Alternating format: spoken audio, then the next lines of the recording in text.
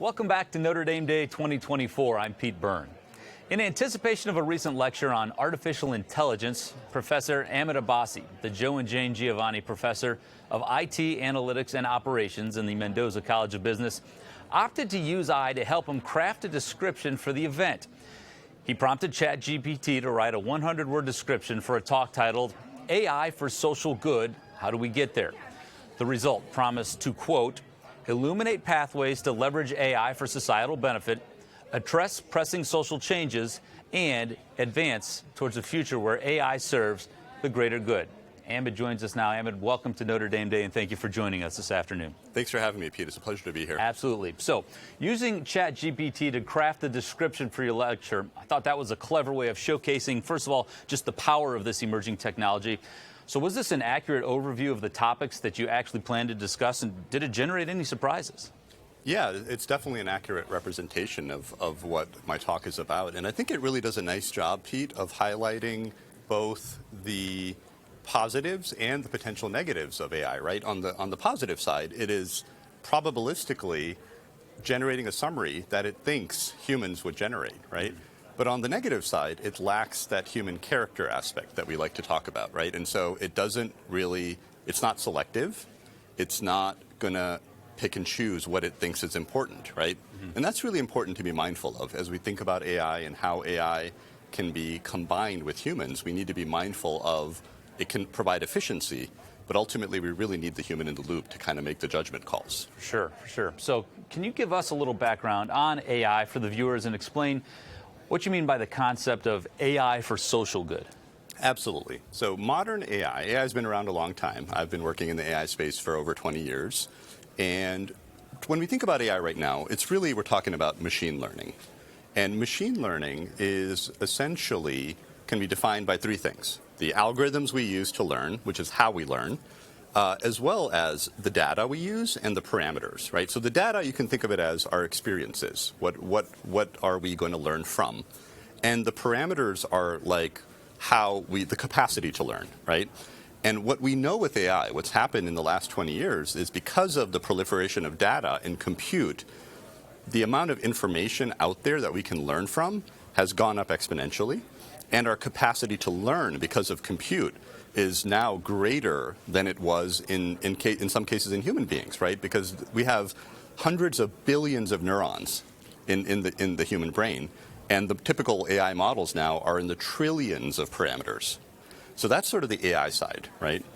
And then there's the social good side that's really important to talk about, right? Because ultimately we care about social welfare. And social good's a concept that's been around for a long time. We can think about Aristotle at Notre Dame, the idea of the common good, right? That Alistair McIntyre and others talked about in moral philosophy is very much integrated into our fabric here. And so social good causes would be things like alleviating poverty, alleviating hunger, having clean drinking water. And AI can help with all of these things, right? So that's sort of the AI and the social good. But what's really important, and this is what this talk was about and what we really need to focus on and why Notre Dame needs to be at the forefront of this, is if I were to look at AI and social good, and I'm going to think about these as two different areas that we care about in science and research, right? And if I were to look at over time, how have those two come together, right?